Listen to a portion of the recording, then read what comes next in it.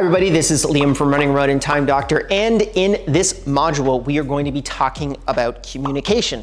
Module 1, we had our app setup. Module 2, we talked about process documentation, literally writing down every single thing that is inside of your company, getting rid of all the sacred knowledge in your company and making sure that there are redundancies so that if people are sick, we can make sure that the company keeps operating. And now we're going to be talking about communication inside of remote teams.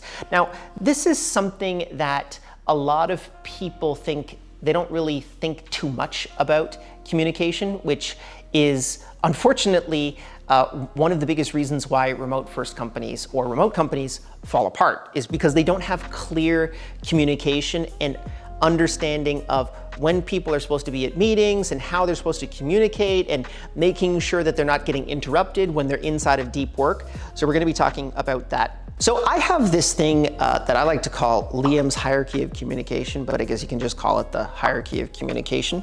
And it's basically this: in-person beats video, video beats audio, audio beats instant messaging, and instant messaging beats email. As you move up the chain, you are able to communicate faster or more synchronously, and as you move down the chain, you communicate slower, i.e. asynchronously.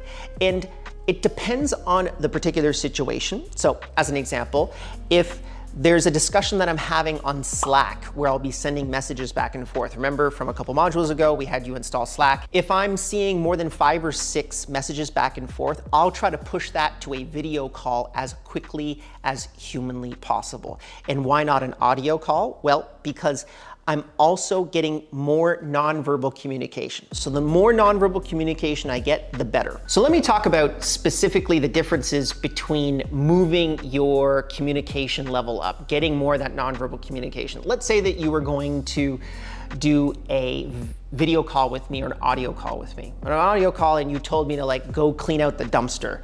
And I said something like, yeah, okay, I could totally do that. If I was on audio, you wouldn't know that I had a bad look on my face. But if you're getting the video as well, you're getting that extra layer of communication, which is absolutely critical to figure out what the heck is going on and to be able to make sure that people are really doing what you're supposed to be doing, and you're measuring any resistance as quickly as humanly possible. Also, there are other instances in which video communication is really not appropriate. So a lot of the times people need to be able to actually get work done. They need to go into what my friend Cal Newport calls deep work, which means the ability to have everything at your disposal and be excited about accomplishing the task. So once you have those two things combined, you can actually sit down and you can start working. A lot of the times, synchronous communication, meaning getting a little Slack notification or getting a random phone call, pulls you out of that sync.